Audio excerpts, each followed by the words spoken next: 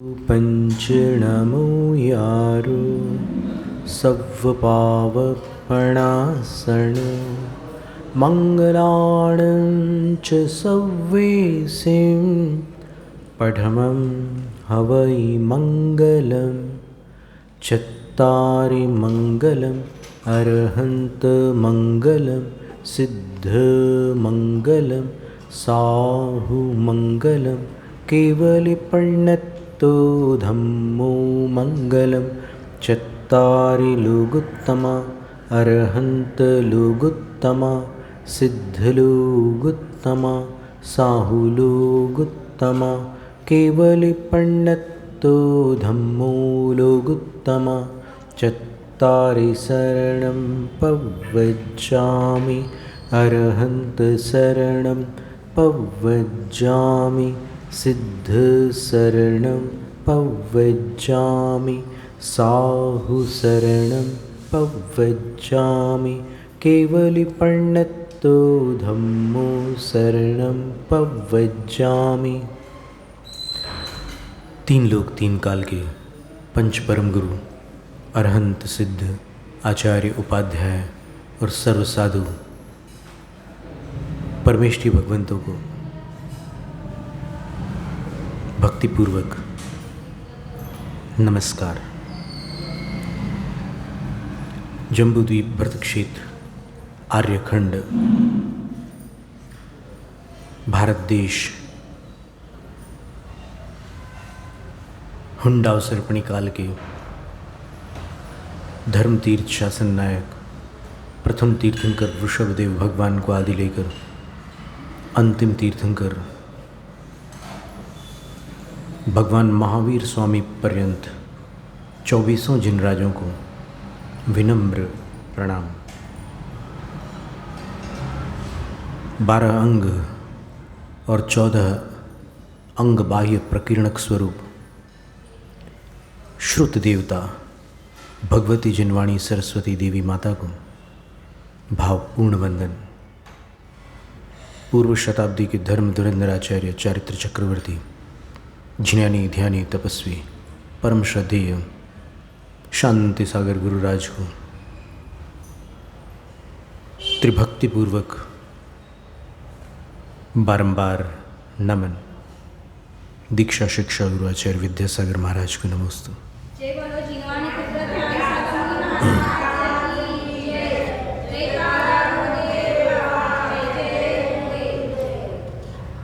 स्वात्मस्थितः सर्वगतः समस्तौ व्यापारवेदी विनिवृत्तसंगः प्रवृद्धकालोऽप्यजरो वरेण्यः पायादपायात् पुरुषः पुराणः परैरचिन्त्यन् युगभारमेकः स्तोतुं वहन् योगिभिरप्यशक्यः स्तुत्योद्यमेऽसौ वृषभो न भानुः किमप्रवेशे विशति प्रदीपः तत्याज शक्रः शकनाभिमानं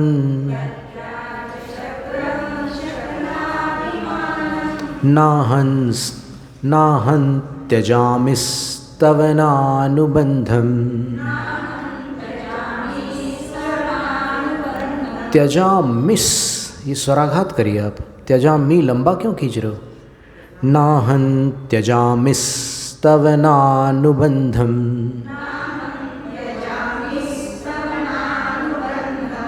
स्वल्पेन बोधेन ततोऽधिकार्थम्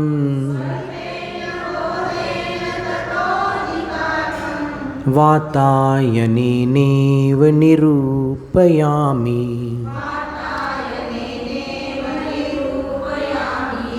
तं विश्वदृष्ट्वा सकलैरदृश्यो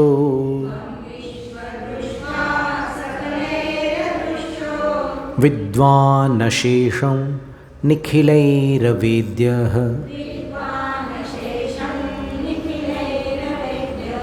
वक्तुं कियान् कीदृश इत्यशक्यः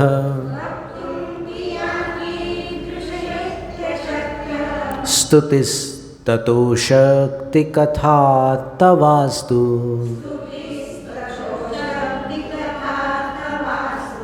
व्यापीडितं बालमिवात्मदोषैरुल्लाघतान् लोकमवापिपस्त्वम्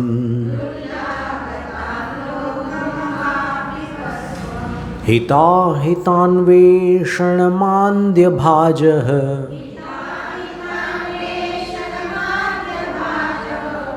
सर्वस्य जन्तोरसि बालवैद्यः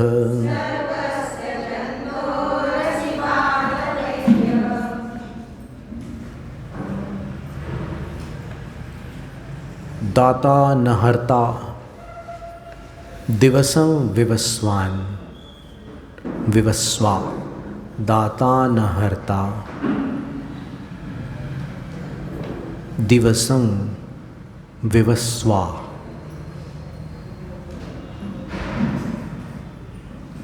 नद्यश्व इत्यच्युत दर्शिताशः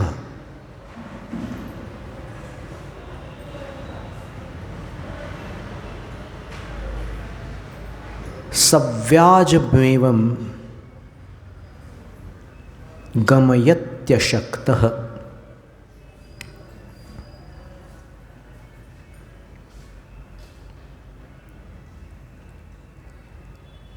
सव्याजमेवं गमयत्यशक्तः क्षणेन दत्सेभिमतं नताय दाता न हर्ता दिवसं विवस्वा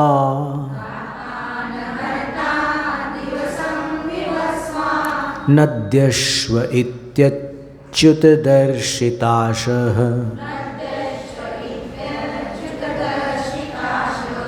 सव्याजमेवं गमयत्यशक्तः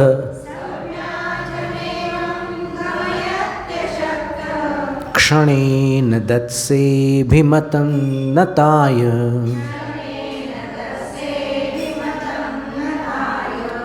दाता न हर्ता दिवसं विवस्वा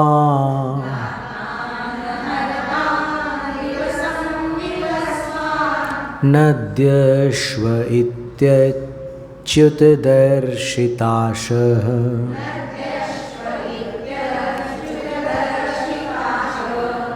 सव्याजमेवं गमयत्यशक्तः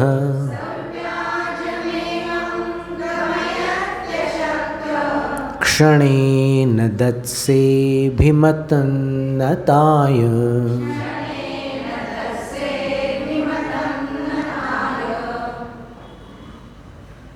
अच्युत, ये संबोधन है। आदिनाथ भगवान से कह रहे हैं, हे अच्युत। अच्युत का अर्थ होता है जिस ऊंचाई को उन्होंने प्राप्त किया है वहाँ से नीचे ना आने वाले। च्युत का अर्थ होता है नीचे आना, तो वहाँ से नीचे न आने वाले। हे अच्युत, हे वृषभनाथ प्रभु। विवस्वान, विवस्वान का अर्थ होता है सूरज, भानु।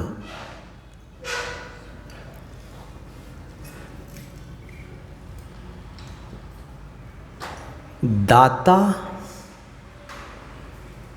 न हरता, न कुछ देता है न कुछ लेता है। सूरज कुछ हरता भी नहीं है, कुछ देता भी नहीं है। लेकिन हाँ, वह दिवसम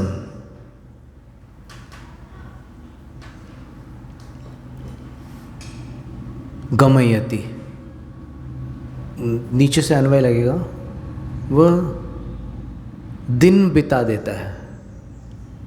सूरज उदय से लेकर अस्त पर्यंत दिन बिताता है, पर कुछ देता भी नहीं, कुछ हरता भी नहीं। और अद्यश्व इति दर्शिताशः इति,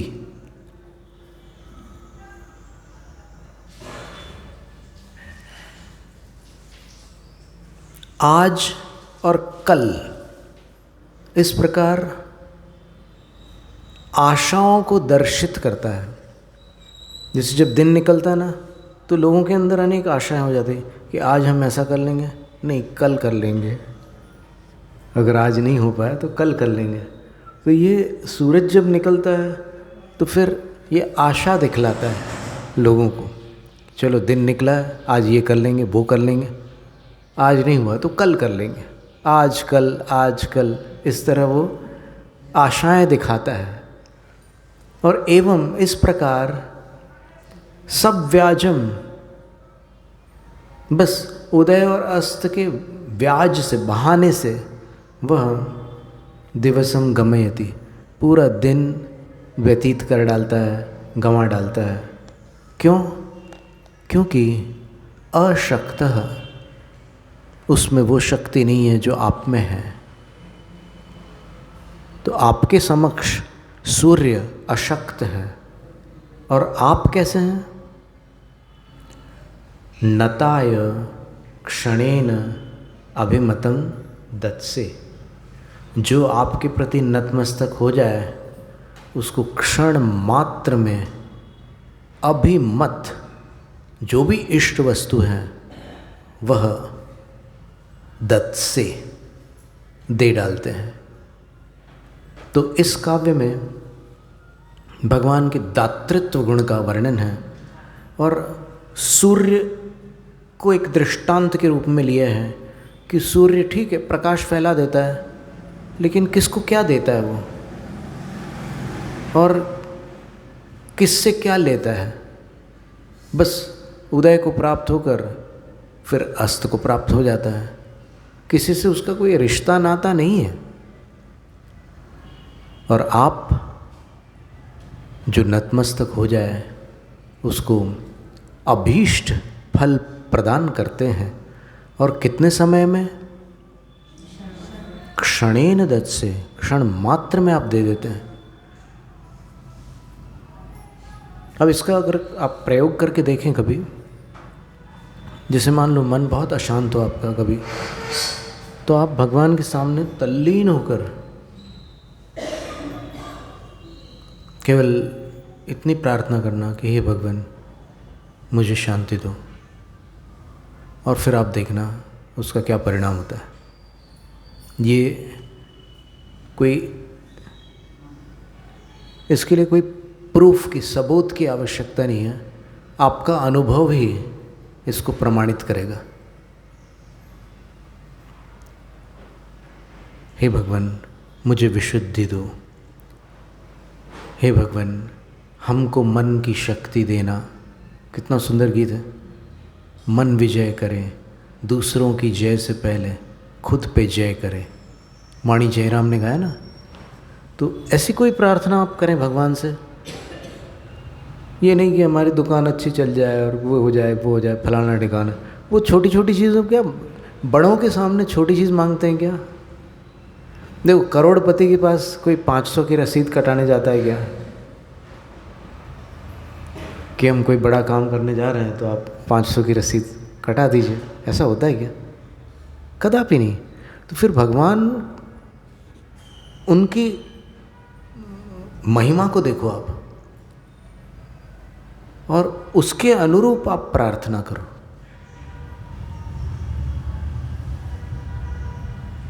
क्षणेन दत्से, क्षण भर में दे सकते हो। और आज भी एक दिन हमने संख्या बताई थी ना कि कितने सहयोग केवली भगवान होते हैं।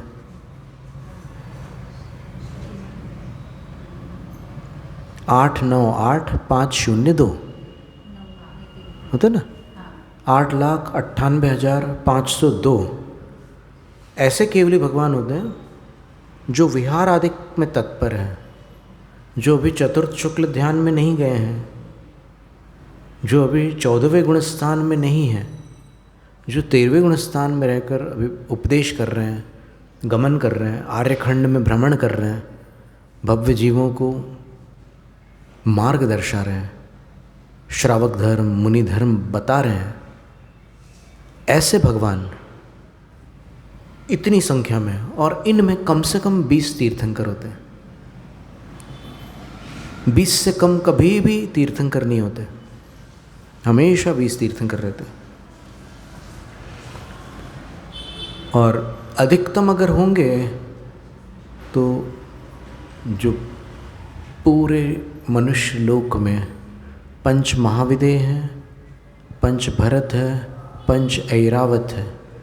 महाविदेह में 32 विदेह हैं और उतने ही आर्यखंड हैं। तो विदेह की कुल संख्या 32 को 5 से गुणित करने पर 160 होती है। तो 160 विदेह में अगर सर्व आर्य खंडों में तीर्थंकर हो तो 160 तीर्थंकर हो गए, और पांचों भरत में भी उसी काल में हो तो फिर 165 तीर्थंकर हो गए, और संयोगवश 5 ऐरावतों में भी उसी समय तीर्थंकर हों तो फिर 170 तीर्थंकर अधिकतम होते हैं। इससे अधिक इसलिए नहीं होते कि इससे अधिक आर्यखंड ही नहीं है, कहाँ होंगे तीर्थंकर, तो आर्यखंड में होते हैं ना। तो ऐसे 170 तीर्थंकर की प्रतिमा, आपने ईडर नाम सुना होगा, गुजरात, उत्तर गुजरात साबरकांठा में ईडर नाम का एक स्थान है। वहाँ ईडर की एक पहाड़ी है, उस पहाड़ी पर एक जिनालय है। उस जिनालय में नदी से प्राप्त 2 शिलापट्ट लगे हुए हैं, सफ़ेद रंग के बड़े बड़े, जैसे ये पीछे लगा है ना, हमारे 2 पाटे लगे हैं, ऐसे श्वेत वर्ण के 2 शिलापट्ट हैं। एक शिलापट्ट पर नंदीश्वर द्वीप की 52 जिनालयों की संरचना है, प्राचीन है, और दूसरे शिलापट्ट पर अखंड 170 तीर्थंकर है। कभी आप दर्शन के लिए जाओ और अगर शरीर साथ दे तो आप प्रत्येक तीर्थंकर को नमस्कार करके ही वहाँ से आगे कहीं जाना। वहाँ पूरे 170, अभी यहाँ तो 720 तीर्थंकरों की पूरी एक साथ पूरी एक संरचना है। क्या भाग्य है अकलूज वालों का कि 720 तीर्थंकर, और 5 भरत 5 ऐरावत के ही हैं, वो विदेह वाले नहीं हैं। और 5 भरत 5 ऐरावत के 24 तीर्थंकर होते हैं, लेकिन भूतकाल के और भविष्य काल के 24 और मिला लो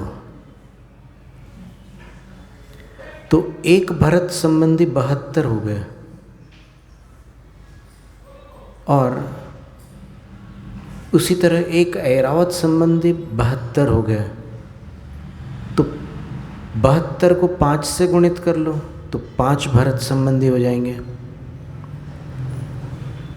और कितने हो जाएंगे 72 को 5 से गुणित करने 360। और वैसे ही ऐरावत संबंधी 360 और 360 जोड़ लेंगे तो 720 तीर्थंकर आपके किसी विशिष्ट भवांतर के पुण्य से यहाँ पर विराजमान है। चारों दिशाओं में जाकर के नमस्तु किया जा सकता है। कभी अच्छी फुर्सत में किसी दिन आप दुनियादारी से थोड़ा सा समय निकाल कर भक्ति कर सकते हैं। भगवान को नमस्कार करना भी बड़ी बात है। कुंद कुंद आचार्य महाराज ने भाव पौड़ में लिखा है, जिणवर चरणम बुरुहम नमंति जे परम भक्तिरायण ते जम वेली मूलम खणंति वर भाव सत्थेण। जो भव्य जीव जिणवर चरणम बुरहम, जिनेंद्रों के चरण कमल को परम भक्तिरायण, परम भक्ति के अनुराग पूर्वक नमंती, नमन करते हैं। तो नमन के पहले की क्रियाएं भी उसमें जुड़ जाती है। कुछ चीज़ें लिखी नहीं होती, कुछ चीज़ें समझनी पड़ती है। तो अंचेमी पूजेमी वंदामी नमनसामी, अगर नमन लिखा है तो फिर उसके पहले की 3 क्रियाएं उसमें सम्मिलित है। अगर वंदामी लिखा है तो उसके आगे पीछे की क्रियाएं उसमें सम्मिलित करना है। तो इस तरह इसको देशामर्शक पद कहते हैं। देशामर्शक का अर्थ होता है कि वो केवल उतना नहीं है, कुछ और भी उसमें मिला हुआ है। देशामर्शक वो आंशिक रूप से आप बोल रहे हैं उसको। नमन सामी एक पद बोला मान लो आपने, या वंदामी बोला, तो वो एक आंशिक पद है, लेकिन उसके साथ बाकी 3 पद जुड़ेंगे ही जुड़ेंगे। अर्चना, पूजा, वंदना, नमस्कार। तो परम भक्तिरायण, उत्कृष्ट भक्ति के अनुराग पूर्वक जो भव्य जीव जिनेंद्रों के चरण कमल को नमन करते हैं, जो उनकी अर्चना, पूजा, वंदना और नमस्कार करते हैं, ते जम वेली मूलम, वो संसार रूपी लता की जड़ को वर भाव सत्थीण, उत्तम भाव रूपी शस्त्र द्वारा खणंती, खंड खंड कर डालते हैं, उसका खनन कर डालते हैं। अर्थात अब उनको संसार में बार बार जन्म मरण धारण नहीं करना पड़ता, वो अल्पकाल में पार लग जाते हैं। तो इतनी बड़ी बात आचार्य कुंद कुंद स्वामी भाव पौड़ में कह रहे हैं, और परम भक्ति रायण, भक्ति की भी बात कर रहे हैं वो। तो इससे ये प्रमाणित होता है कि जो लोग ये मानते हैं कि जैन धर्म भक्ति प्रदान नहीं है, वो इस गाथा से पुनर्विचार कर ले कि यदि जैन धर्म में भक्ति का महत्व न होता तो फिर कुंद कुंद आचार्य परम भक्ति की बात कैसे करते हैं। जब भक्ति का ही महत्व नहीं है तो फिर परम भक्ति कैसे आ गई वहाँ पर। तो बड़ा महत्व है भक्ति का। इसी तरह अन्य आचार्यों ने भी भक्ति का महत्व प्रदर्शित किया है। गुरु भक्ति विहीनाणम, जो गुरु भक्ति से विहीन है उनके नुट्ठाणम नस्सदे सव्वम, सारे अनुष्ठान बेकार होते हैं। वो दुनिया भर के तप जप आदि कर रहे हैं, लेकिन गुरु भक्ति से विहीन है, तो फिर उनके सारे अनुष्ठान निरर्थक है। तो भक्ति आई कि नहीं। और कुंद कुंद आचार्य महाराज ने कितनी सारी भक्तियाँ लिखी। अगर जिन शासन में भक्ति का महत्व नहीं होता तो फिर वो इतनी सारी भक्तियाँ लिखकर अपना समय खराब क्यों करते। और उन भक्तियों का पाठ साधुओं को 28 मूल गुणों के अंतर्गत नियमतः करना होता है। जैसे उदाहरण के लिए देव वंदना के लिए जा रहे हैं साधु, 3 बार जाते हैं। अधिक बार जाए तो कोई आपत्ति नहीं है। धवला की 13वीं पुस्तक में लिखा है कि अगर अधिक बार कर लो तो नुकसान नहीं है, कम मत करना। तो 3 बार क्या करते हैं वहाँ जा कर के? 2 भक्तियाँ, बाकी जो कुछ करना है वो करें, लेकिन 2 भक्तियाँ तो अनिवार्य होती हैं। चैत्य भक्ति, पंचगुरु भक्ति। फिर जो भगवान वहाँ विराजमान है उनका कोई स्तोत्र भी पढ़ सकते हैं, उसमें कोई आपत्ति नहीं है। महावीर भगवान है तो महावीर भगवान का कोई स्तोत्र पढ़ सकते हैं। बहुत सारे स्तोत्र हैं महावीर भगवान के। तो इन सारी बातों का महत्व, चतुर्दशी को इतनी भक्तियाँ की जाती है, पाक्षिकी क्रिया में इतनी भक्तियाँ की जाती, ये सब लिखा क्यों है शास्त्रों में? कुछ लोग ये मानते हैं कि नहीं, ये तो बाद के आचार्यों ने सब क्रियाकांड भर दिया, जैन धर्म तो अध्यात्म प्रधान था और उन लोगों ने क्रियाकांड भर दिया। एक बात ध्यान में रखना कि अध्यात्म की प्रधानता केवल शुद्धोपयोगी मुनियों के जीवन में होती है। शुभोपयोगियों के लिए तो बहुत सारी अन्य क्रियाएं होती हैं, पूरा क्रियाकांड शुभोपयोगियों के लिए। और ये ईमानदारी से देख लो कि आप कौन से हैं, शुभोपयोगी हैं या शुद्धोपयोगी हैं, ईमानदारी से देख लो। चतुराई व्यावहारिक जगत में काम आती है, धर्म में जो चतुराई करता है उसका सर्वनाश हो जाता है। यहाँ चालाकी नहीं की जाती। एक रूसी कहावत है कि दरबारी का गुण है चतुराई, लेकिन साधु का दोष। जिस साधु के पास चतुराई है वो दूषित है, और जिस राज दरबारी के पास सरलता है वो दूषित है। राज दरबारी में चतुराई आवश्यक है और साधु में सरलता। और सरलता भवांतर की तपस्या से प्राप्त होती है। सरलता आसानी से प्राप्त नहीं होती। बच्चों में सरलता होती है, पर आप उसको बड़े होने के बाद देखना, अगर सरलता बनी रहे तो समझना कि ये कोई दुर्लभ बालक है। धीरे धीरे जैसे जैसे राजनीति और दुनिया की नीतियों से उसका संपर्क होता है तो उसके अंदर टेढ़े विचार आना शुरू हो जाते हैं।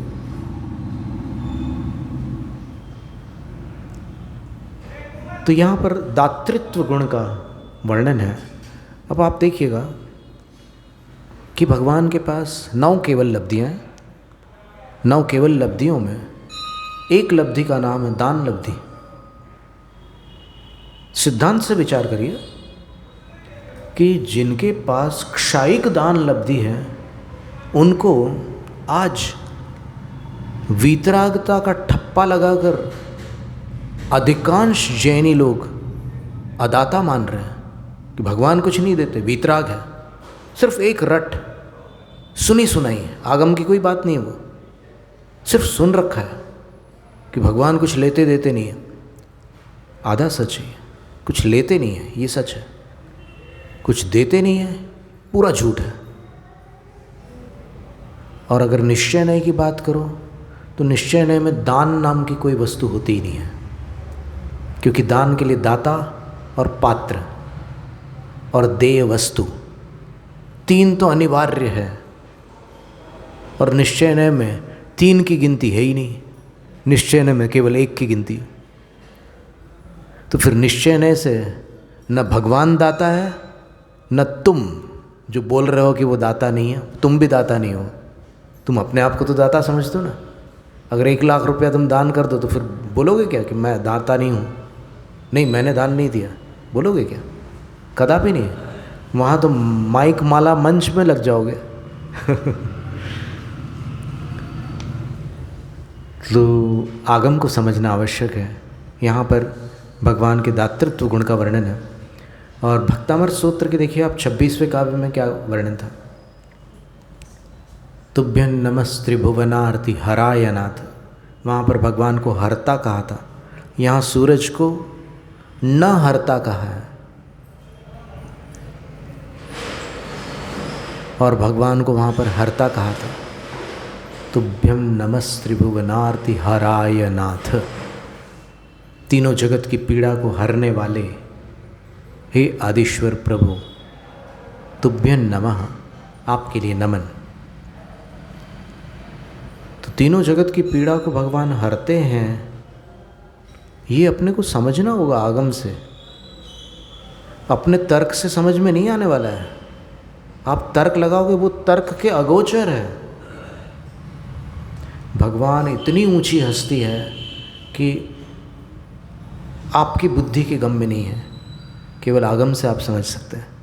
9 केवल लब्धियों को देख लीजिए, उसमें एक दान लब्धि है और क्षायिक दान लब्धि, कोई क्षयोपशमिक दान लब्धि है। क्षयोपशमिक दान लब्धि बड़े बड़े दानवीरों के पास होती है, जो विश्व प्रसिद्ध होते हैं। इतना दान दिया, इतना दान दिया, बिल गेट्स ने इतना गरीबों के लिए दान दिया, और किसी ने इतना दान दिया, इसने इतना दान दिया। वो बड़े विख्यात हो जाते हैं वो दातार। कौन सी लब्धि है उनके पास? दान लब्धि है। कौन सी वाली? क्षायोपशमिक। जब क्षायोपशमिक दान लब्धि वाले इतने बड़े दाता होते हैं, अरबों का दान करते हैं, खरबों का दान करते हैं, तो फिर जिनेंद्र भगवान तो क्षायिक दान लब्धि से संपन्न है। और साथ में कुंद कुंद आचार्य महाराज ने बोध पावड़ में ये भी लिखा है कि भगवान दाता इसलिए हैं क्योंकि वो संपन्न है। जो संपन्न नहीं होता वो दान नहीं कर सकता। अब भगवान संपन्न है क्या, इस तरफ कभी किसी ने विचार नहीं किया। केवल इतना ही देखा कि दीक्षा के समय उन्होंने सब छोड़ दिया। बहुत अच्छा, हो गया काम आपका, पहचान लिया भगवान को। दीक्षा के समय सब छोड़ दिया, लेकिन जब उनको नवक्षायिक लब्धियाँ प्राप्त हुई तब वो कितने वैभव संपन्न हो गए, उधर ध्यान दिया। अरहंत कभी वैभव विहीन होते नहीं, और साधु कभी वैभव सहित नहीं होते। और सबसे बड़ी शिक्षा है जगत के लिए कि चक्रवर्ती सम्राट और तीर्थंकर जैसे वैभव संपन्न जीव जब उस वैभव को ठुकराते हैं तब जाकर अरहंत के वैभव को प्राप्त करते हैं, जो उस वैभव से कई गुना अधिक होता है। और इससे ये सिद्ध होता है कि आप छोड़ो तो पाओगे, पकड़ोगे तो जाओगे, कहीं के नहीं रहोगे। छोड़ने से सब कुछ मिल जाता है, पकड़ने से कुछ हाथ नहीं लगता। कितनी बड़ी शिक्षा है। तो अरहंत वैभव संपन्न ही होते हैं। ये ठीक है कि योग निरोध के समय वो समवसरण का त्याग करके चले जाते हैं। मुक्त होना है ना उनको, तो मुक्त होने के लिए तो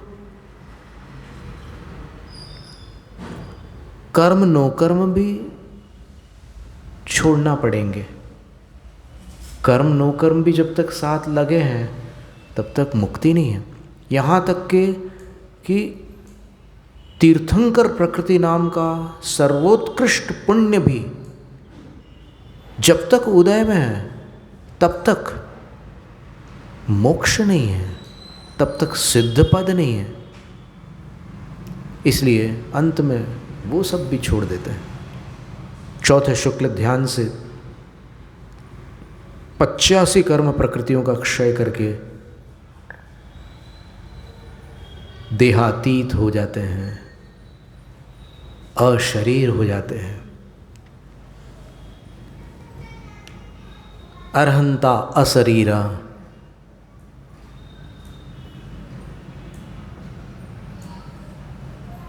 एक कथा है ना, पंचक्षर निपन्नो ओंकारो पंच परमेठी। 5 अक्षरों से बना हुआ ओम पंच परमेष्ठियों का प्रतीक है। अरहंता असरीरा आयरिया तह उवज्जया मुनिनो पंचक्षर पढ़मक्षर निपन्नो ओंकारो पंच परमेठी। बहुत सुंदर गाथा है। गाथा का अर्थ यह है कि अरहंत का अ ले लो, पढ़म अक्षर प्रथम अक्षर लेना, अरहंत का प्रथम अक्षर ले लो, अशरीर का प्रथम अक्षर ले लो, आयरीय का प्रथम अक्षर ले लो, तह उसी तरह उवज्जया उपाध्याय का प्रथम अक्षर ले लो, और मुनि का म ले लो। तो इनसे क्या निष्पन्न होगा, इनको जोड़ने पर क्या तैयार होगा? तो अ और अ जोड़ने पर आ बनेगा। फिर आ में आयरीय का आ मिलाओगे तो आ ही रहेगा। फिर उवज्जाय का ऊ मिलाओगे तो कातंत्र व्याकरण में एक सूत्र है, उवर्णे ओ। अगर अ अथवा आ के पश्चात उ आ जाए तो संधि करने पर ओ बनता है। और सिर्फ उ आ जाए तो नहीं, दीर्घ उ आ जाए तो भी। अ में उ मिला लो या अ में उ मिला लो, आ में उ मिला लो या आ में उ मिला लो, बनेगा ओ। और मुनि का जो म है, हलंत है, ऊ को अपन नहीं ले रहे हैं, म में जो ऊ है उसको छोड़ दिया, केवल म ले रहे हैं, तो म मोनुस्वारो व्यंजने, उसका अनुस्वार बन जाता है, तो ओम बना। और ओम को एक भिन्न बीजाक्षर के रूप में, जब प्रणव के रूप में स्वीकार करते हैं, प्रणव, प्रणव का अर्थ क्या है? ओम। जब उसको स्वीकार करते हैं तो उसको एक अलग आकृति में लिखना पड़ता है, और वह आकृति सिख संप्रदाय में अलग है, सनातन धर्मावलंबियों में अलग है, जैन धर्मावलंबियों में अलग है, और भिन्न भिन्न भाषाओं में अलग है। गुजराती में ओम अलग प्रकार से लिखना होता है, और कन्नड़ में अलग प्रकार से लिखा जाता है, तमिल में, मलयालम में, तेलुगु में, कोंकणी में, और बंगाली में, पंजाबी में, अलग अलग भाषाओं में ओम अलग अलग प्रकार से लिखा जाता है। उसका एक चित्र पुरुषार्थ सिद्ध्योपाय के मुख पृष्ठ पर, कवर पेज पर दिल्ली से प्रकाशित हुआ था। क्षुल्लक धर्मानंद जी ने जो पुरुषार्थ सिद्ध्योपाय का अनुवाद किया था, उसके कवर पृष्ठ पर आप देखिएगा कि कितने तरह के ओंकार बने हुए हैं। अथवा आज तो इंटरनेट का ज़माना है, तो डिफरेंट टाइप्स ऑफ ओम आप इतना टाइप कर दो तो वहाँ पर वो इमेज आ जाएगी आपके सामने कि अलग अलग तरह के ओम कैसे होते हैं। तो जैन ओंकार कैसा होता है?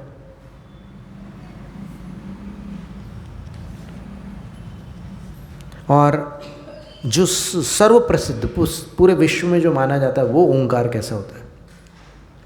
तो उस ओंकार के विषय में पंडित नाथूलाल शास्त्री जी ने बड़ी सुंदर बात कही थी कि उसमें एक तो ये 3 का अंक होता है, ठीक है, फिर 3 के अंक के बीच से एक रेखा निकलती है, और फिर एक शून्य होता है।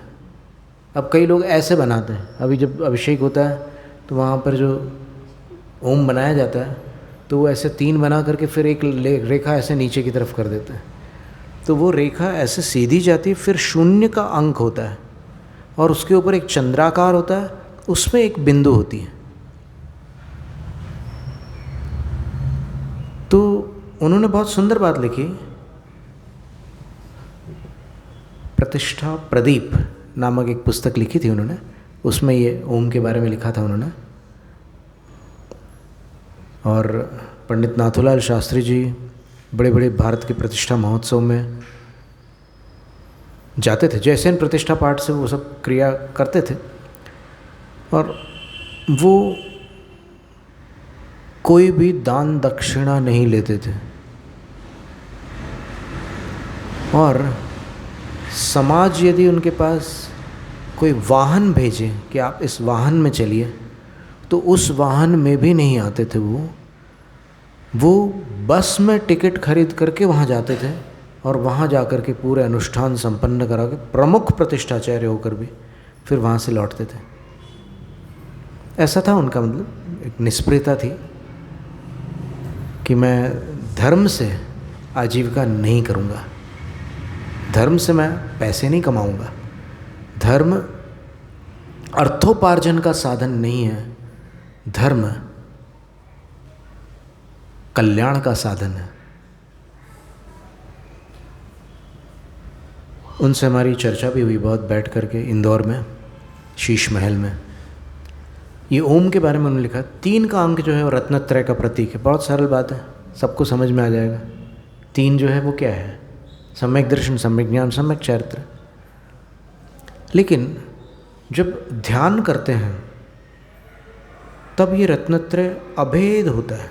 तो अभेद होने पर ये मोक्ष का मार्ग बनता है।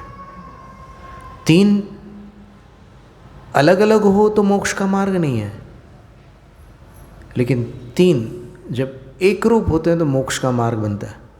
तो मोक्ष मार्गी सविकल्प भी होते हैं, निर्विकल्प भी होते हैं।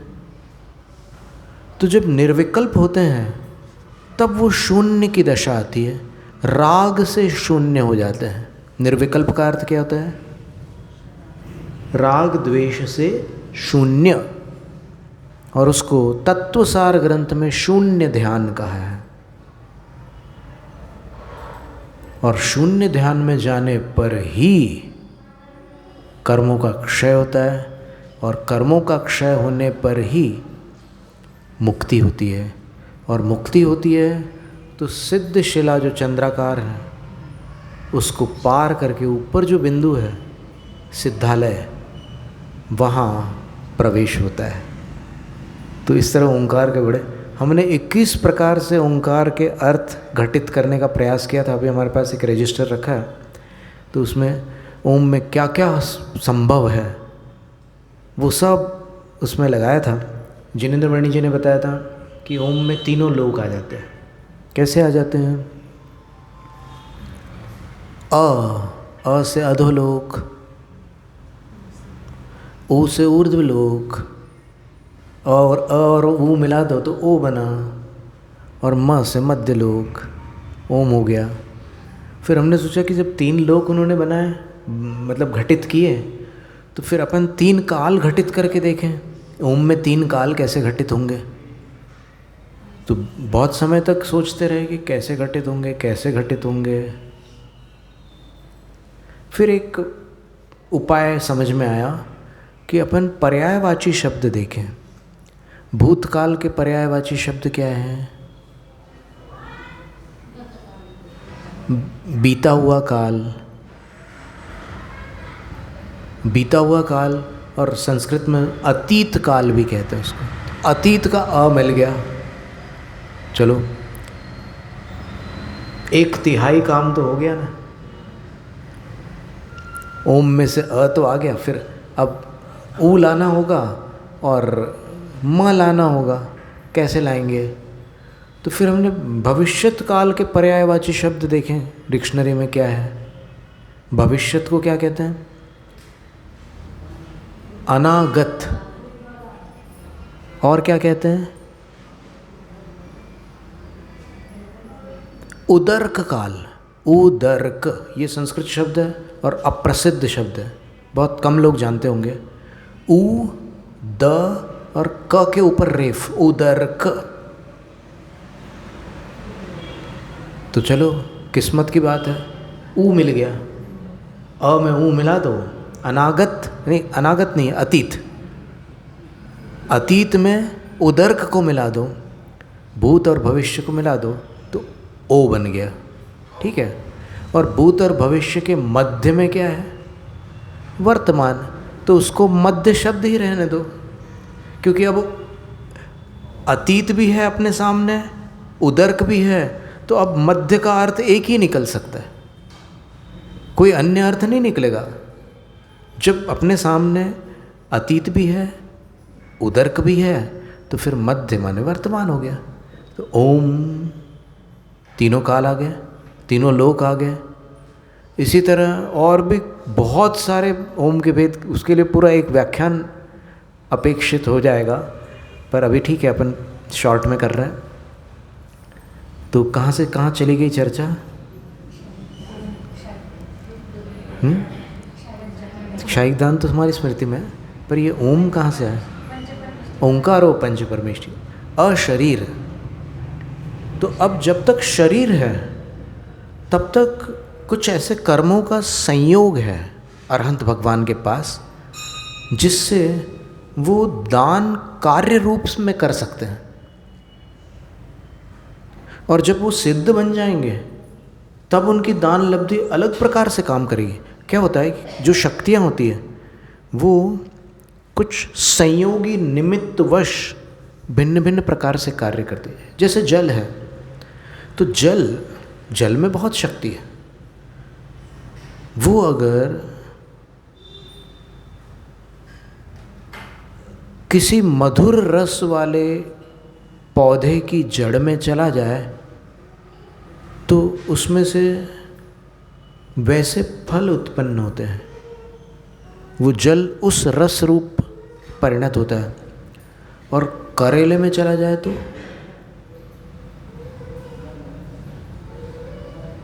तो वो शक्तियों की बात है। संयोग मिलने पर एक ही शक्ति भिन्न भिन्न प्रकार से काम करती है। अपने अंदर इसी समय अनंत शक्तियां विकृत रूप से कार्यरत है। कर्मों के संयोग से और नोकर्म के संयोग से। और भगवान में वे ही शक्तियां सारी की सारी गुण रूप में परिणत होकर सकारात्मक बन गई हैं। अपने यहाँ कितनी कैसी हालत हो गई अपनी, देखो। आप 5 मिनट मूर्ति के समान बैठ सकते हैं क्या? पीछे लाइट हो आपके और आप अपनी परछाई को देखो सामने, पता चल जाएगा 5 मिनट क्या 5 सेकंड भी हिले बिना नहीं रह सकते। ऐसी दुर्दशा है। तो संगनन नाम कर्म दुर्बल है। वीर्यांतरा का क्षोभशम भी हल्का फुल्का है। क्या करोगे? तो अपनी शक्तियां तो आत्मा के पास है ही, वो तो कभी छीन नहीं सकती। लेकिन संयोग ऐसे मिले हैं कि जिनके कारण वो शक्तियां तिरोहित है, दब गई हैं या विकृत हो गई हैं। और वहाँ पर अरहंत भगवान में क्षायिक दान लब्धि होने के कारण उनके पास ऐसी दान क्षमता है जैसी अन्य किसी के पास नहीं है। सहस्रनाम स्तोत्र में क्या, नमस्ते नंत दानाय, पढ़ा है कभी आपने? बहुत लोग पढ़ते हैं। एकदम उद्घाटन प्रस्तावना में भगवत जिनसेन आचार्य महाराज ने लिखा है कि इंद्र ने जो स्तुति की तो उसमें वो बोलते हैं कि अनंत दानी आपके लिए नमस्कार। अनंत दानी, जो अनंत दानी हैं उनको अदाता कहने वाले केवली भगवान का अवर्णवाद करते हैं। और अवर्णवाद से मिथ्यात्व का आश्रव बंध होता है, ऐसा तत्वार्थ सूत्र में लिखा हुआ है।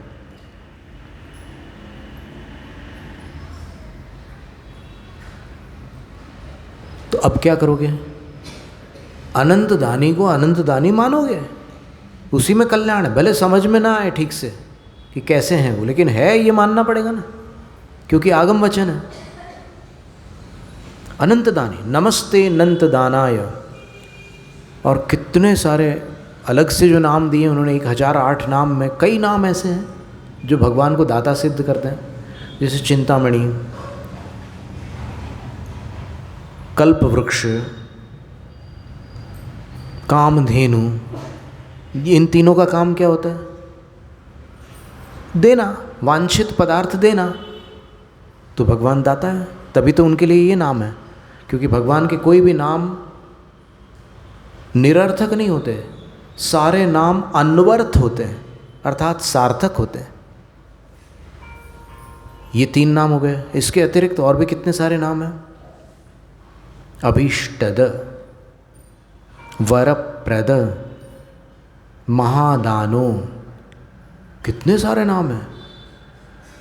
तो भगवान को अदाता मानना केवली का आवरणवाद है।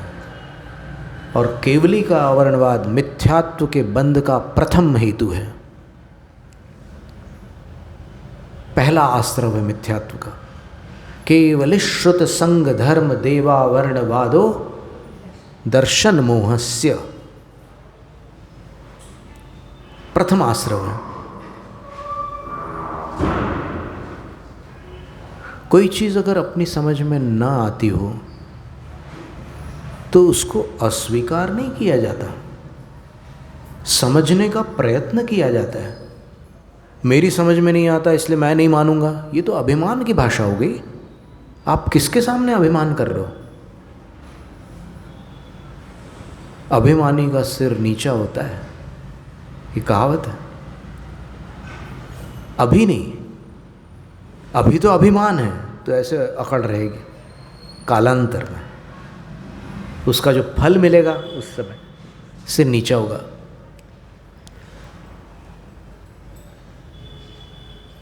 फिर सिद्ध भगवान कैसे दान करते हैं?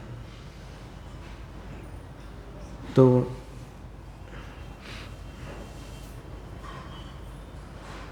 जो ध्याता होते हैं उनके लिए वो दाता होते हैं।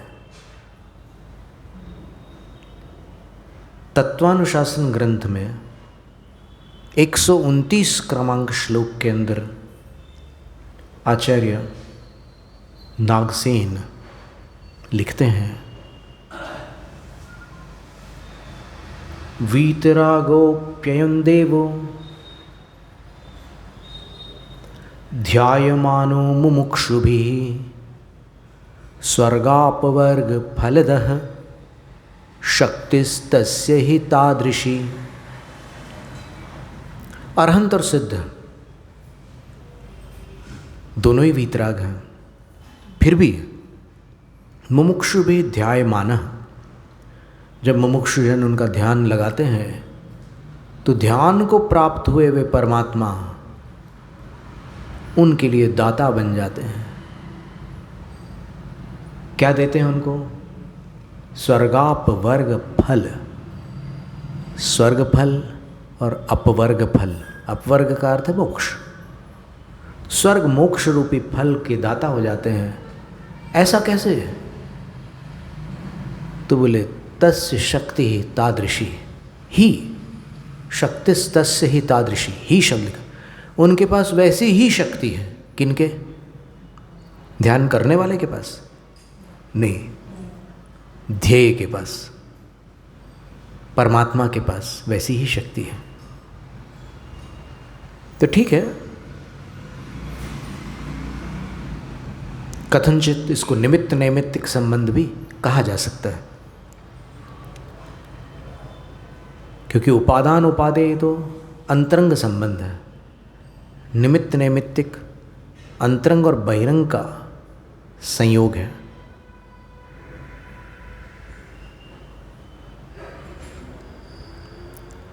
तो यहाँ पर बात यहीं से प्रारंभ हुई थी कि नताय क्षणेन अभिमतम दत्से, हे आदि प्रभु, आप नतमस्तक जीव के लिए क्षण मात्र में इष्ट को प्रदान करते हैं। और वास्तव में ये अनुभूत तथ्य बहुत लोगों के जीवन में इसका अनुभव होता है। आप अगर सामान्य रूप से जाएंगे भगवान के पास तो आपको कुछ समझ में नहीं आएगा, लेकिन जब आप विशेष रूप से भगवान से प्रार्थना करेंगे कि हे भगवान मुझे विशुद्धि दो, और हृदय से करेंगे, जो निष्फल हो जाए वो प्रार्थना प्रार्थना नहीं होती। आप हृदय से प्रार्थना करिए, अवश्य आपको विशुद्धि प्राप्त होगी, इसमें संदेह नहीं है। आपको अगर प्रयोग करके देखना हो तो करके देख लेना।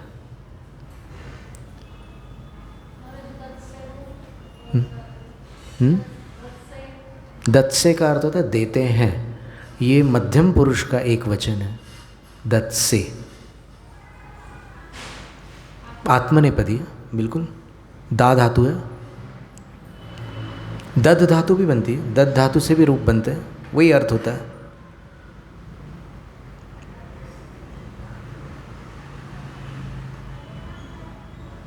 से आथे द्वे, ये विभक्तियां होती ना, तो यहाँ पर से विभक्ति लगी है, दत्त से।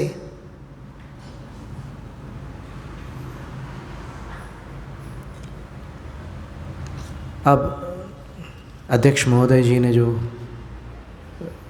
पृष्ठभूमि बनाई थी आज के वक्तव्य की, हमने बहुभाग तो भगवान की स्तुति में ले लिया, लेकिन उनका ये था भाव कि आज लोक में जन मान्यता अनुसार श्री कृष्ण जी की जयंती है। ठीक है, तिथियों में कहीं कहीं शास्त्रों में अंतर होता है, कोई बात नहीं है, पर आज भारत में उनकी जयंती मनाई जाती है। जन्माष्टमी के नाम से लोग मनाते हैं और बड़े धूमधाम से मनाते हैं। उनके कई पराक्रमों का स्मरण करते हैं, उनके कई गुणों का स्मरण करते हैं, उनकी अनेक विशेषताओं का स्मरण करते हैं। जैन शास्त्रों के अनुसार अध्यक्ष जी ने कहा था ना कि आप कुछ बताइए कि उनका जो महत्व है वो विशिष्ट महत्व है, क्योंकि वो नारायण पदवी के धारी थे, नारायण श्री कृष्ण थे और उन्होंने उस भाव में वो कार्य किया जो असंख्यात जीवों में कोई एक जीव कर पाता है। उन्होंने तीर्थंकर प्रकृति नामक सर्वोत्कृष्ट नाम कर्म, सर्वोत्कृष्ट पुण्य का संचय किया और 16 कारण भावना नहीं कर पाए वो, क्योंकि 16 कारण भावना पूरी की पूरी धवला के 8वें पुस्तक के अनुसार आचार्य परमेश्वरी ही कर सकते हैं। सब लोग नहीं कर सकते 16 कारण भावनाएं, लेकिन ये अनिवार्य नहीं है कि पूरी 16 करोगे तो ही तीर्थंकर प्रकृति का बंध होगा। न्यूनतम दर्शन विशुद्धि अनिवार्य है और दर्शन विशुद्धि के साथ विनय संपन्नता आदि आदि जो भी शक्य है जिस भूमिका में। देखो श्रेणिक राजा थे, उनको भी तीर्थंकर प्रकृति का बंध हुआ। होता है केवली और शुद्ध केवली के सन्निधान में। ऐसे आप कहीं भी चाहो कि तीर्थंकर प्रकृति का बंध हो जाए, यहाँ हो जाए पंचम काल में, सपना मात्र है, क्योंकि आगम में स्पष्ट कथन है तिथ्यरबंध पारम भयान नरा केवली दुगंते। तीर्थंकर प्रकृति के बंध को प्रारंभ करने वाले पुरुष केवली और शुद्ध केवली के चरणों में करते हैं, इधर उधर नहीं करते। और पंचम काल में आप कैसे कर सकते हो बताओ? आप कहाँ से लाओगे केवली शुद्ध केवली? हाँ, कोई भाग्यशाली जीव विदेह क्षेत्र चला जाए, वहाँ कोई केवली शुद्ध केवली मिल जाए तो बात अलग है, लेकिन वैसे तो उसके बिना नहीं होता। अब श्री कृष्ण जी के विषय में एक कथानक है। उनके कई नाम थे, बहुत सारे नाम थे। उनको वासुदेव भी कहते थे, उनको गोविंद कहते थे, उनको केशव कहते थे और उत्तर पुराण में सर्वत्र उनको श्री कृष्ण कहा है। अकेला कृष्ण नहीं, श्री कृष्ण। और कितने सारे नाम थे, जनार्दन आदि बहुत सारे नाम थे। और वास्तव में वो गुण संपन्न थे, चतुराई भी थी उनमें बहुत सारी, और बहुत सारे उन्होंने उपद्रव भी किए, बहुत सारे काम सुलटाए भी हैं, बहुत सारी चीज़ें की। उनके जीवन को पढ़ो तो फिर पढ़ा। और जब हरिवंश पुराण में उनका प्रस्थान जो बताया है कि कैसे वो इस दुनिया को छोड़ कर जाते हैं, इस शरीर को विसर्जित करते हैं, तो आँखों में आंसू आए बिना नहीं रहते। और जब बलराम अपने अनुज के विरह की व्यथा में छटपटाते हैं, उस चित्रण को पढ़कर कोई पत्थर दिल भी पिघल जाए, ऐसा चित्रण है।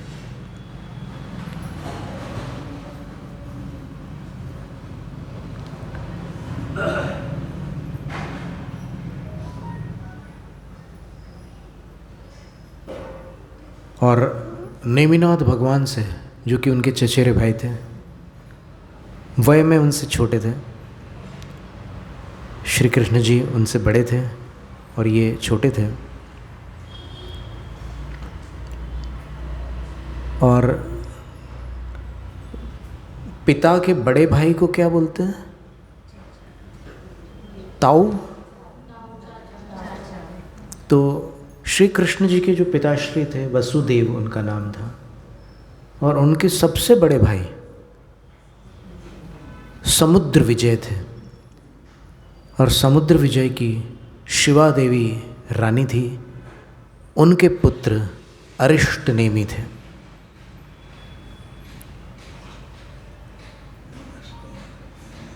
उनसे बहुत प्रश्नोत्तर किए श्री कृष्ण जी ने, समवसर में जाकर के बहुत सारे प्रश्नोत्तर किए। सामान्य लोग श्री कृष्ण जी से प्रश्नोत्तर करते थे, कृष्ण जी उनसे प्रश्नोत्तर करते थे अपने अनुज से, क्योंकि वो अनुज जो थे वो कुछ अलग श्रेणी के थे। अद्भुत। देखिए आप, एक परिवार में नारायण भी है, तीर्थंकर, जैसे आदिनाथ भगवान के परिवार में चक्रवर्ती भी है, कामदेव भी है, तीर्थंकर भी है, तो यहाँ पर भी यदुवंशी, क्षत्रिय। लेकिन संयोग कैसा है देखो, उसी हरिवंश पुराण में 2 ऐसे पात्र हैं जिनको जन्म काल से, जन्म होते ही माँ का वियोग सहना पड़ा है। आप जानते होंगे, उनमें एक तो श्री कृष्ण है जो एक अन्य माँ के पास पले, यशोदा माँ उनका नाम था, नंदलाल ने उनको पुत्र के समान पाला।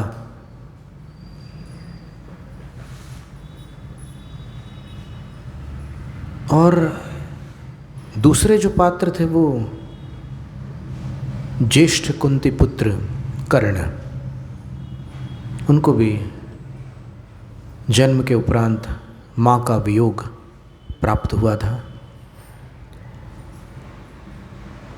फिर कालांतर में दोनों को भान हुआ कि हम कौन हैं। श्री कृष्ण को भी पता नहीं था कि मैं क्षत्रिय हूँ, और कर्ण को भी पता नहीं था कि मैं क्षत्रिय हूँ। वो जहाँ पले थे बस अपने को वहीं का सदस्य मानते थे। लेकिन कालांतर में जैसे जैसे सब स्पष्ट होता गया तो फिर जीवन की दिशाओं में परिवर्तन आया। बस कर्ण दुर्योधन के ऋण में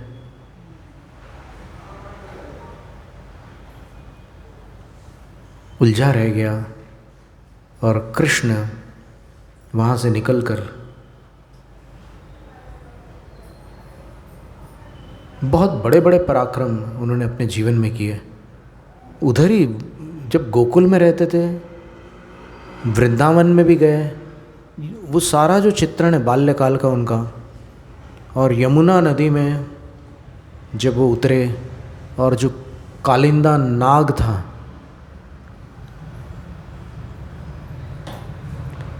उस नाग को उन्होंने पराजित किया तो सब अचंभित हो गए।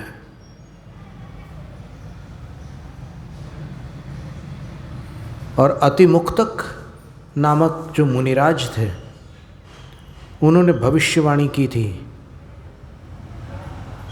कि देवकी का अंतिम पुत्र तेरा नाश तो नहीं बोला था उन्होंने, वास्तव में जो कर्ण की पत्नी थी जीवद्यशा, कर्ण की नहीं कंस की, भूल से कर्ण शब्द निकला, कंस की पत्नी जीवद्यशा थी। उसने एक अतिमुक्तक नाम के जो मुनिराज थे उनके साथ अच्छा व्यवहार नहीं किया था, और उस व्यवहार से वो मुनिराज जो थे क्षोभ को प्राप्त नहीं हुए थे, लेकिन उसकी चेष्टाओं को देख करके उनको भविष्य दिखने लगा था उन मुनिराज को। और वो जैसे एक वस्त्र को लेकर के कुछ उटपटांग चेष्टा कर रही थी, तो उनने बोला कि ये जिसका वस्त्र है उसका पुत्र तेरे पति का नाश करेगा।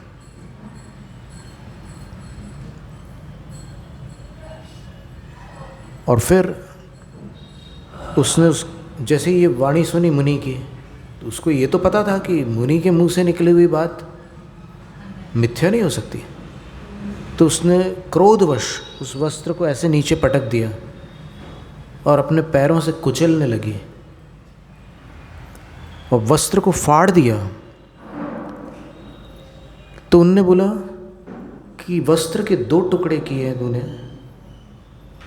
एक टुकड़े से सूचित होता है कि तेरे पति का नाश करेगा, दूसरे टुकड़े से सूचित होता है कि तेरे पिता का भी नाश करेगा। तब उसने उसको ऐसे मसल कर पैर के नीचे डालकर कुचल दिया। तब मुनिराज बोले कि वो पुत्र सारी धरती को अपने पैरों के नीचे रखेगा, वो त्रिखंड का स्वामी होगा। और वास्तव में वो द्वारिकाधीश 3 खंड के स्वामी हुए। तो ऐसी सारी घटनाएं आती हैं। और कैसे बाल्यकाल में उनको कंस के यहाँ से ले जा करके गोकुल में सुरक्षित करते हैं, और वो ताला लगा हुआ था, खुल नहीं सकता था, इतना बड़ा ताला था। तो क्या संयोग बनता है, पुण्यशाली बालक कृष्ण, उनके पुण्य से पहरेदारों को नींद आ जाती है, ऐसी नींद कि बिल्कुल आँख खुलना मुश्किल हो जाता है उनका। और वो ताले को वो वसुदेव ऐसे पैर लगाते हैं उसका, बालक का, तो वो ताला खुल जाता है। फिर बाहर जाते हैं तो यमुना नदी उफान पर थी। ये मथुरा की घटना है। ये मथुरा में यमुना नदी ऐसे बहती बीच में, हमने तो देखा हुआ है जा कर के। वहाँ के बड़े भव्य जिनालय भी हैं। और जम्बू स्वामी वहाँ से मोक्ष गए मथुरा से। वहाँ उत्तर मथुरा की बात कर रहे हैं, दक्षिण मथुरा तो मदुरई है और उत्तर मथुरा मथुरा है। तो यमुना नदी का काला पानी, गंगा नदी का धवल, तो उफान पर थी वो। तो कृष्ण जी सांवले थे और यमुना भी सांवली थी। तो वसुदेव ने विचार किया कि सांवले सांवले का तालमेल रहता है कि इनके चरण में यमुना में लगा देता हूँ। जैसे वहाँ ताले खुल गए, यमुना में जैसे ही उनने चरण लगाए कृष्ण के, तो फिर पूरी यमुना नदी ऐसे 2 भागों में विभाजित हो गई। और वसुदेव उस टोकनी को लेकर के यमुना के बीच से निकल गए, बिना जल में पैर रखे, नदी को पार करके फिर पहुंच गए वहाँ पर। और नंदलाल को उन्होंने बालक दे दिया। और फिर आगे की लंबी, बहुत लंबी कहानी है। और आगामी 24 में श्री कृष्ण जी की ही एक बड़ी गरिमा प्रकट होने वाली है। वो इस भरत क्षेत्र के उत्सर्पिणी काल संबंधी 16वें तीर्थंकर निर्मल नाथ भगवान होंगे। और तीर्थंकर प्रकृति के बंध की कथा बृहत कथा कोश में आई है कि उन्होंने एक बार द्वारिका भ्रमण के समय देखा कि एक मुनिराज हैं, संभवतः पीताश्रव उनका नाम है, वो बिल्कुल अस्वस्थ है। तो उनको देखकर वो रथ से नीचे उतर गए। उन्होंने साधु का अभिवादन किया, उनको प्रणाम किया, उनके चरणों में रत्न चढ़ा दिया और कुशल मंगल पूछी। तो साधु ने आशीर्वाद दिया। और कृष्ण जी ने अपने राजवैद्य से कहा, उनके साथ पूरा परिकर था, मंत्रीजन थे, सामंत थे, सब थे, पुरोहित, राजवैद्य, सेनापति सब थे, कि मुझे अस्वस्थ लग रहे हैं ये साधु। बोले हाँ, इनको 12 वर्षीय कंठ व्याधि है, 12 वर्ष पुराना कंठ रोग है। कृष्ण बोलते हैं कि उपाय, रत्न कापिष्ट का चूर्ण 3 अंजलि छाछ के साथ देना है। कृष्ण जी ने उसकी वटिकाएं तैयार करवा ली उनकी आहार वेला से पूर्व, क्योंकि कृष्ण जी के पास 9 निधियां थी और 7 रत्न थे। तो उन निधियों से जो चाहो वो प्राप्त होता था। तो उन्होंने उस रत्न कापिष्ट के चूर्ण को वटिका के रूप में तैयार करके सब चौकों में भेज दिया। रुक्मिणी बोलते हैं कि मेरे को देना है। तो कृष्ण जी बोलते हैं कि ये निर्ग्रंथ साधु हैं, अब इनका आहार, आज की भाषा में कहो, फिक्सिंग से नहीं हो सकता जो आज होता है।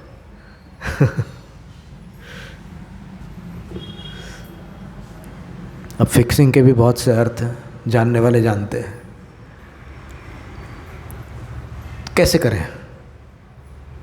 तो रुक्मिणी एकदम बहुत लालायित थी, और हरिवंश पुराण में लिखा है कि शुद्ध सम्यक दृष्टि थी। तो फिर कहीं किसी स्थान पर, हमें अभी स्मरण में स्पष्ट नहीं है कि कौन से ग्रंथ में हमने पढ़ा है, लेकिन ये उल्लेख कहीं पर पढ़ने में आया था कि कृष्ण जी ने, जैसे भरत चक्रवर्ती ने वो हरित तृणांकुर, ये शब्द पर ध्यान देना, श्लोक में हरित तृणांकुर लिखा है। लोग बोलते हैं उन्होंने फूल पत्तियां बिछा दी, उसके ऊपर वो नहीं चल करके गए थे। व्रती लोग फूल पत्तियों पर नहीं चल कर गए, इसमें कोई बड़ी बात नहीं है। फूल पत्तियों पर चलने में कोई हानि नहीं है, लेकिन अगर वो हरित है तब सचित्त पर चलने का दोष आता है। हरित नहीं है तो नहीं आता। ये एक जानकारी की बात है, महत्व की बात है। और कोई भी पत्र पुष्प आदि जब वनस्पति से पृथक किया जाता है, तोड़ा जाता है, तो अंतर्मुहूर्त काल तक उसमें उस जीव के प्रदेश विद्यमान रहते हैं। लेकिन उसके उपरांत वो प्रदेश स्वयं ही उस वनस्पति में सिमट कर वापस चले जाते हैं, और ये जीव से रहित हो जाता है, निर्जीव हो जाता है, अचित्त हो जाता है। तो कृष्ण जी ने सचित्त हरित तृणांकुरों को मार्ग पर व्याप्त कर दिया, और केवल ऐसे स्थान उनने बीच में छोड़े कि वो रुक्मिणी के चौके तक ही पहुंच सके। अब देखिए, उनको अंतराय का बंध तो हुआ होगा थोड़ा, लेकिन फिर भी इतना राग द्वेष तो होता ही है गृहस्थों में, क्या करोगे। अब आप ज़्यादा वीतरागता की वो करो बात, भूमिका न होते हुए भी, तो फिर वो भी एक मायाचारी हो जाएगी ना। जहाँ जितना राग है उसको मानो ना, क्या जाता है आप, क्यों वीतरागता का स्वांग किया जाए, नाटक किया जाए। नहीं है वीतरागता, जबरदस्ती वीतराग बने हुए हैं, क्या मतलब है। नहीं है तो नहीं है, मान लो ना, नहीं है। गलती को मानने पर ही सुधार होता है, गलती को अमान्य करने से कोई उससे मुक्त नहीं हो सकता। तो खैर वहाँ आहार हो गया, रुक्मिणी के यहाँ पर भव्यता के साथ हो गया, और एक बार औषध लेने पर वो रोग मुक्त हो गए, स्वस्थ हो गए। दातार भी श्रेष्ठ थे, पात्र भी श्रेष्ठ थे, वस्तु भी श्रेष्ठ थी, औषध भी श्रेष्ठ थी, और प्रबंधक भी श्रेष्ठ थे। प्रबंधक कौन थे? नारायण श्री कृष्ण। क्या उपाय किया उन्होंने। और उसके बाद देखो आप, इतने देखो आरंभ कितना हुआ उसमें त्रस्त स्थावर जीव नहीं रहे होंगे क्या? सचित्त पत्र पुष्पों में रहे होंगे, लेकिन फिर भी परिणाम क्या निकला ये सोचो। तीर्थंकर प्रकृति का बंध उनको तब हुआ जब उनने औषध दान किया, वैयावृत्ति की, कृत रूप से नहीं, कारित रूप से। देखिए आप कितनी महिमा है इसकी। उनने खुद अपने हाथ से नहीं दिया, रानी देना चाहती थी, रानी से दिलवाया, और वहाँ उनको तीर्थंकर प्रकृति का बंध हुआ। आप सोचो कि इतना आरंभ करने के बाद भी वो भावी तीर्थंकर बन गए। तो जो पूजा संबंधी आरंभ होता है, कुछ द्रव्य संबंधी जीव विराधना होती है, निस्संदेह होती है, कोई इसका निषेध नहीं करता। शास्त्र में आचार्यों ने कहा है कि होती ही है। तो फिर अपन कौन होते हैं शास्त्रोक्त विधि को परिवर्तित करने वाले? अपन कौन होते हैं जो ऐसे प्रसंग पर अहिंसावादी बनने का प्रयास करें? कोई आवश्यकता नहीं है। जो विधि बताई है उसको स्वीकार करोगे, उस विधि से काम करोगे तो कल्याण होगा, और ज़्यादा होशियारी करोगे तो संसार भ्रमण मिलेगा। योगसार प्रावृत्त के 8वें अधिकार में लिखा है कि जो शास्त्रोक्त विधियों को बदलकर अपनी बुद्धि से विवेक लगाता है वो संसार में भटकता है। बुद्धिपूर्वक क्रिया संसार का कारण होती है और आगम पूर्वक क्रिया भवन्ति मुक्ति हेतवे, ये श्लोक में लिखा हुआ है, मुक्ति में कारण बनती है, परंपरा से मोक्ष का कारण बनती है।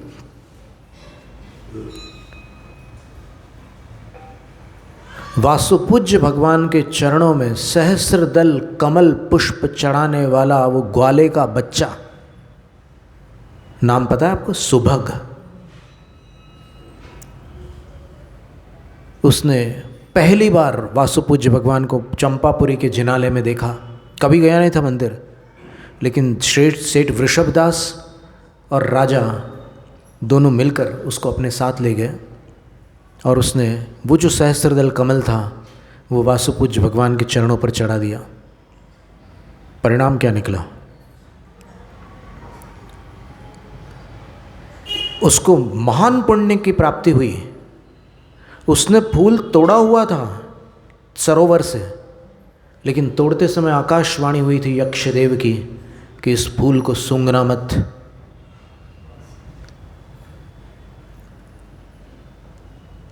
बड़ों को अर्पित कर देना। तो बच्चा था, उसने सोचा कि सेठ जी बड़े हैं तो वो सेठ जी को देने क्या। सेठ बोले कि मैं बड़ा नहीं हूँ, राजा बड़ा है, तो मैं जा ही रहा हूँ राजा के पास, चल मेरे साथ। साथ ले गए तो राजा को भेंट करने लगा कि ऐसा ऐसा हुआ, वहाँ पर कोई आकाशवाणी हुई। तो राजा वो आकाशवाणी सुन करके डर के बोले भाई मैं बड़ा नहीं हूँ, चंपापुरी में तो सबसे बड़े वासुपूज्य भगवान थे और रहेंगे, उनसे बड़ा कोई नहीं हो सकता, चल मैं जा रहा हूँ मंदिर, मेरे साथ चल। तो तीनों साथ में गए और उसने वो फूल चढ़ा दिया। कालांतर में उनको चारण रिद्धि मुनि की सेवा का अवसर मिला। उस बालक को, जिनके दर्शन राजा और सेठ को नहीं मिले थे, उनकी सेवा का अवसर उस पुण्य से उस बालक को मिला। और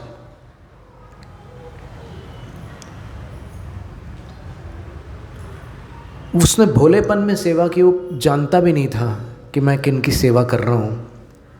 जब मुनिराज ने आँख खोली तो उनके पास रिद्धियाँ थी। उन्होंने उस बच्चे को देखकर समझ लिया कि इसका कल्याण निकट है। उसके अतीत को भी जान लिया, भविष्य को भी जान लिया। इसने वासुपूज्य भगवान के चरणों में भक्ति की है, पर इसको कुछ आलम्बन देना होगा, क्योंकि कल्याण करने के लिए कुछ सहारा चाहिए। तो मुनिराज उससे कहते हैं कि वत्स, कोई भी काम करने के पहले नमो अरहंताणम अवश्य पढ़ लेना। और जैसे मुनिराज ने नमो अरहंताणम बोला तो वो भूमि से ऊपर उठ गया। बालक इस घटना से अचंभित हो गया, अरे ये कौन है?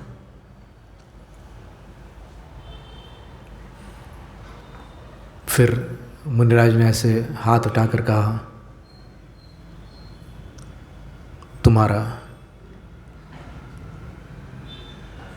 कल्याण हो। क्या शब्द है कल्याण! जो बोल रहे हैं कल्याणमस्तु, वो जानते हैं कि कल्याण क्या चीज़ है, और जिसके लिए बोल रहे हैं उसके लिए वो आशीर्वाद कितना कल्याणकारी है, ये उसका भविष्य बताएगा। बस जब उस बालक का दुर्घटनावश मरण होता है, आकस्मिक मरण हो जाता है, तो मर करके वो बालक उसी सेठ की सेठानी के गर्भ में आता है, और सेठानी को बड़े शुभ सूचक स्वप्न दिखाई देते हैं। और बालक इतना सुंदर होता है कि सब लोग उसको देखने के लिए आते हैं, उसके दर्शन करने आते हैं कि अरे वो बहुत ही सुंदर बालक है। और बाहर आते हैं तो फिर वो और बहुत बात फैलाते, माउथ टू माउथ पब्लिसिटी। उसका नामकरण के दिन 12वें दिन सुदर्शन रखा जाता है, और वही सेठ सुदर्शन होते हैं, और वही पाटलिपुत्र से निर्वाण को प्राप्त करने वाले मोक्षगामी महात्मा होते हैं।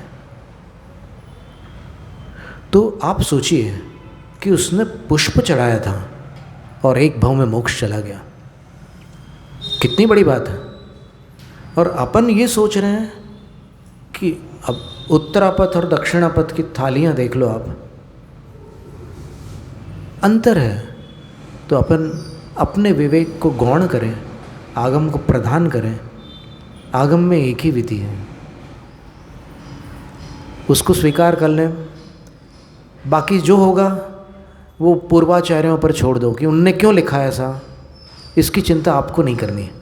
उनने लिखा है, पर्याप्त है। अगर आप सम्यक दृष्टि है तो आपके लिए पर्याप्त है, अगर नहीं है तो फिर बहुत सारी शंका कुशंका, तर्क कुतर्क आएंगे। तो इससे कल्याण होता है। आगम को स्वीकार करते हैं तो अपना हित होता है। तो श्री कृष्ण जी को वहाँ पर तीर्थंकर प्रकृति बंधु हुआ जहाँ पर उन्होंने इतना आरंभ किया। क्यों हुआ? क्योंकि वो आरंभ उन्होंने मुनि के स्वास्थ्य हेतु किया। 4 ऐसे स्थान हैं जहाँ पर जीवघात होने पर भी दुर्गति की प्राप्ति नहीं होती। कौन से 4 स्थान हैं? समय अधिक हो रहा है, पर फिर भी विषय ऐसा निकल आया है कि अधूरा छोड़ो तो रात की नींद जाती है पूरा करो तो थोड़ा समय लगता है। खैर हम संक्षेप से बताते हैं।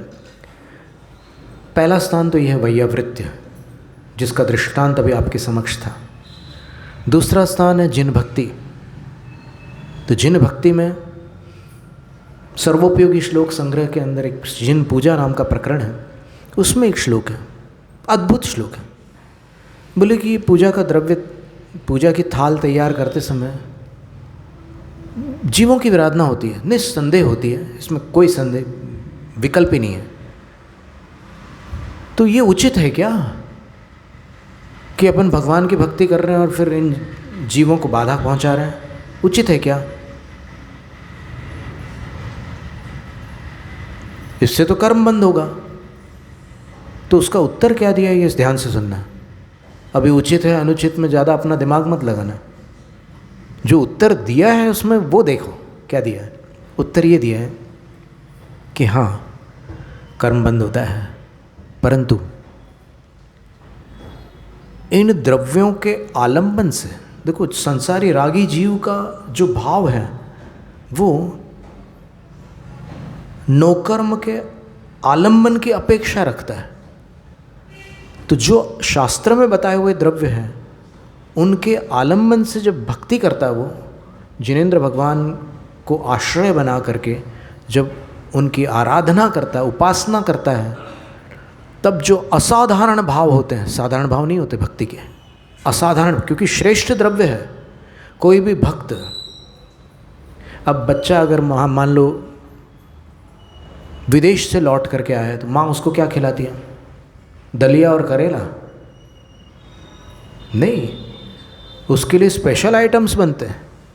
इसी प्रकार अपन अपने आराध्य की भक्ति कर रहे हैं तो फिर क्या हल्की फुल्की चीज़ें उनको अर्पित करेंगे?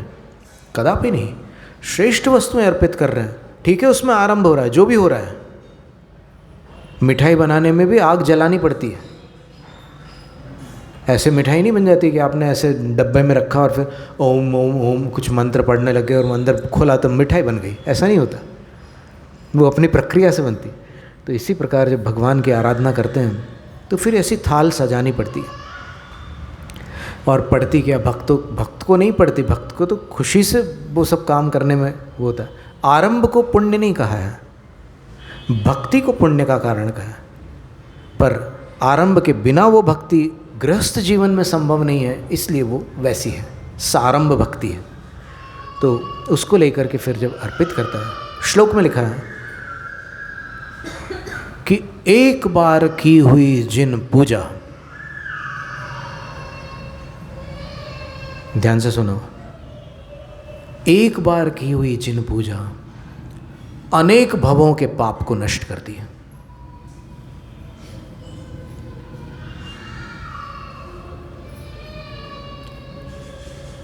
फिर एक उदाहरण दिया कि जिस तूफान में हाथी के पैर भी कंपित हो जाते हैं, जब इतनी तेज आंधी होती है तो हाथी भी संभल नहीं पाते, उस आंधी में क्या मच्छर टिक सकता है? कदापि नहीं। तो जिस जिन पूजा से अनेक भव के पाप नष्ट हो जाते हैं, उस पूजा के सामने जो द्रव्य तैयार करने में जो कर्म बंद हुआ है वो टिक सकता है? कदापि नहीं। तो फिर चिंता क्यों करते हो? आगम को मान्य कर लो और अपने कल्याण को प्राप्त कर लो। और अब दो चीज़ें और बची है, एक तो हो गई वैयावृत्ति, दूसरी जिन पूजा, तीसरी है दान, आहार दान। ये आहार दान औषध दान से भिन्न है। आहार दान से क्षुधा का निवारण होता है, औषध दान से रोग का निवारण होता है। तो वो वैयावृत्ति की श्रेणी में आ जाती है औषध, और ये आहार दान जो है भोजन दान है, पेट उसी से भरता है। तो फिर आहार दान में भी कितना आरंभ होता है? अपने को खाने में हीरो और चढ़ाने में जीरो नहीं बनना है। कुछ समझ में आया कि नहीं आया? चढ़ाने में जीरो नहीं बनना, जैसा आगम में कहा वैसे ही चढ़ाना है। तो आप गुरु को जब आहार देते हैं तो क्या कुछ कमी रखते हैं? नहीं रखते। अब जो जो आवश्यक है सब कुछ करते हैं। उस समय आप सोचते हो कि गैस में अग्नि जल रही है, पूजा की थाल में दीपक में जब अग्नि होती है तब आप सोचते हो कि अरे यहाँ तो आग जल रही है, और वहाँ गैस में जो अग्नि जल रही है उसमें आपको विचार ही नहीं आता। क्या कैसी पक्षपाती करुणा है! इधर करुणा आ रही है और वहाँ करुणा नहीं आ रही है। वहाँ कच्ची चीज़ें क्यों नहीं खिलाते गुरु को? अग्निपक्व क्यों खिलाते हो? वहाँ भी तो अग्नि में हिंसा हो रही है ना। तो ये सब क्या है कि वातावरण के प्रभाव से पंचम काल में ये सारे उल्टे सीधे विचार आते हैं। अगर आप आगम की शरण में जाओगे तो फिर कोई विचार नहीं आएंगे। आपको लगेगा कि जो शास्त्र में है बस। जिनवाणी माँ कह रही है ना, माँ कभी किसी पुत्र का अहित करती है क्या? माँ कभी किसी पुत्री को नरक भेजती है क्या? कभी नहीं। तो माँ की मानो, कल्याण होगा। तो ये आहार दान तीसरा स्थान हो गया। और चौथा स्थान क्या है?